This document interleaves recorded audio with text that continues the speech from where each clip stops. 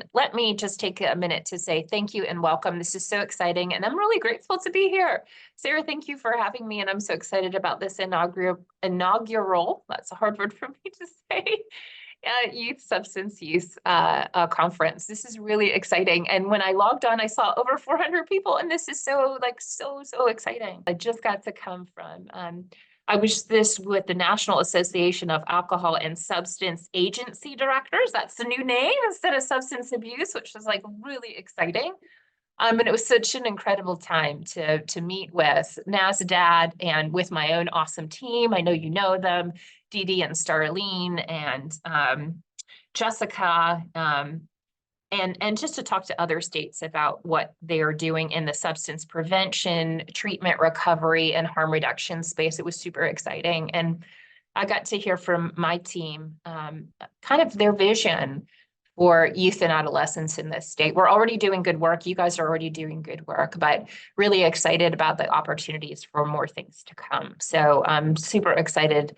I'm delighted to see what a turnout. This is phenomenal. And thank you always to Sarah for your leadership and the Governor's Institute's leadership in the whole substance use space here in North Carolina. Super quick, I'm gonna try to show my slides. Here we go. It's the big green button. You would think I would know the big green button by now. You would be wrong. Where's my PowerPoint? That's scary. Here we go. Show all windows. There it is. Okay.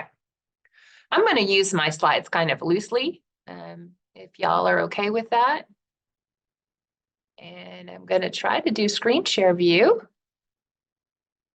But I happen to be a person too that I'm a bit of a visual person, so I like slides, but don't hold me to them. What I really wanted to talk with y'all about today, just incredibly quickly, was, if I can make my slides go, just who I am, but what our division is focused on. Because when I say we're focused on something, that means, oh no, my computer just told me I'm about to be signed out. I really hope that doesn't actually happen, but if I lose you, I'm sorry. I just got a weird message said I'm about to be signed out. So when I say that we're focused on something in this state, I want to share that vision with you. I want you to know we came up with a vision for what we're working on as the state MHDDSUS IDD agency in partnership with you by looking at, I told you already about NASDAD and my awesome team. And I think I was in the midst of saying, before I talk about who I am, just ever so slightly, because I think it's important that you know who I am, is I'm going to talk a little bit about our strategic plan and why it matters. But I also want you to hear that as we continue to work on our strategic plan or our state plan for mental health, substance use, intellectual and developmental disabilities, and traumatic brain injury, that we want to make sure we're focused on the right goals, the right measurement, and absolutely the right interventions, because that's where we focus our time, attention, energy, and money. And so I'm grateful that you all convened today. I know for a fact that making sure we're addressing adolescent substance, everything from prevention to use to harm reduction to recovery, is really critical to you as a group of folks. It's very critical to us as a state. And I look forward to developing the vision, goals, programs with you all, and making a real difference. So this is me. I've had the pleasure of being the division director here at MHDDSUS since December of 2022. I've been in this field forever. I am a social worker. I feel like that defines like who I was reared to be, if you will. But I'm also a person with lived experience, and that's really critical to me and why I do what I do. As many of you probably are, there are plenty, probably many folks in recovery on this call today and in this field, and I celebrate you. I had the pleasure, as I said, being at NASDAD and with my team the last few days at one of our national directors conference. And there was so much sharing about recovery experiences, our familial experiences. And I've got family members, by and large, who I've got some in recovery, which is very exciting, and I celebrate them, and some who are not, some who tragically are still, even after decades of use and misuse, just not ready to make a change. So that's just not where they are yet. And so I'm grateful every day for all of you and what you do. So as I mentioned, what I really wanted to talk about super quickly was we just shared our new mission, vision principles and our new strategic plan. And this slide is actually really important to us. We spent a lot of time on it. I'm not going to belabor it. What I do want to share is our vision. We really want to think about our role of our division and what we all do collectively as creating communities where people are supported to live healthier and happier lives. We think that is the mission of our division and the mission of our system. So we ask you to join in that mission and vision with us. These are our populations of focus as a division, as you know, and the real objective that I want to talk about today is that one, this is core, right? This is the core priority for us, as it should be, to prevent substance misuse and overdose. And that's the full continuum. And I'm going to show you some of our priorities in a moment, and tell you how you can contribute to our development of this plan over time. But I want to point out one other thing too. So even though I'm talking about that sort of cornflower blue priority, which is preventing substance misuse and overdose, we're trying to really make sure that we're recognizing and infusing and making sure that the other parts of our system are also addressing the needs of people who are using substances or misusing or those we want to prevent. And in particular, I'm talking about as we focus on people with intellectual developmental disabilities and traumatic brain injury, we need to make sure that we're focusing on substance use and misuse in that population and of course, prevention. The same thing with individuals in the justice system. So much of our justice work is really, really well wedded to our work about people with substance use issues. So those are pretty well wedded. But we need to further strengthen, and we've been spending a lot of time on our crisis system and investing in it. We really want to infuse more harm reduction, substance use crisis response into our crisis system. And of course, when we talk about strengthening the workforce, we want to ensure that that is also talking about both our prevention, treatment, recovery, and harm reduction workspace as well. And again, a big thank you to the Governor's Institute for all you do to help us strengthen the workforce, but we'll be looking at additional options to strengthen the workforce in this space. And it especially germane to this conversation with people who work with youth and adolescents in this space as well. Our strategic plan is posted for public comment. Here's a QR code, and we welcome your feedback.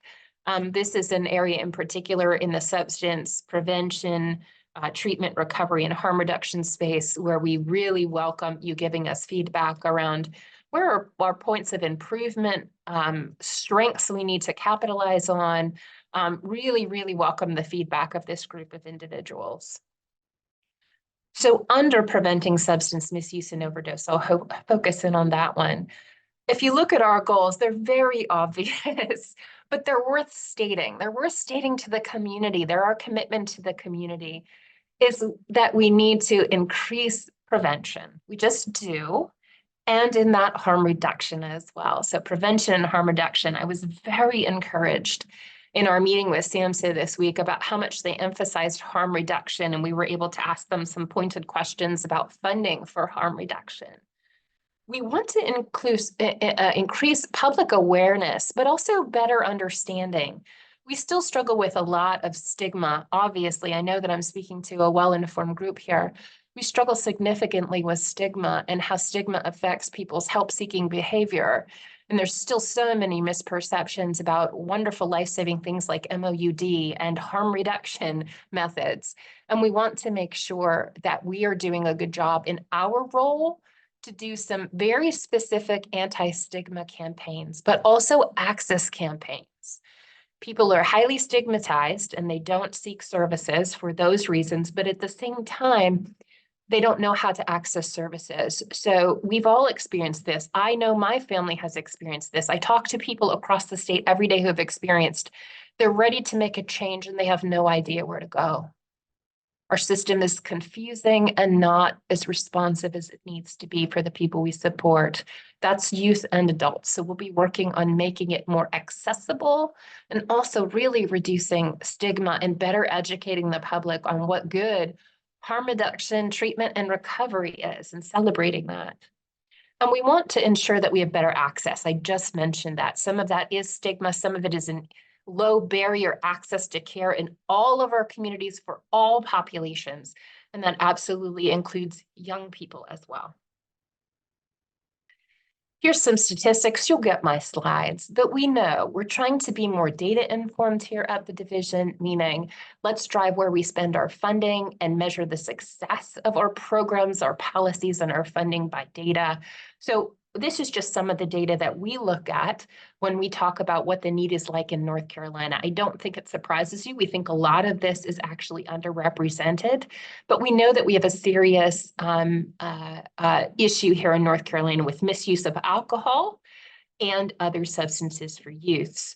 And of course, we do things like track emergency department visits and horrendous things like fatal overdoses as well as attempts. This is some data that probably someone has done a presentation on already, but it's really important to us. This is some of the data that we looked at as a team and with SAMHSA from the youth and young adult survey around substance use and misuse around youth and young adults. And we're looking at, of course, as we think about our programs, which substances the youth are accessing and where they're getting those. So again, data is really important and it should inform what we do. Also looking at the last use people had in the last 30 days.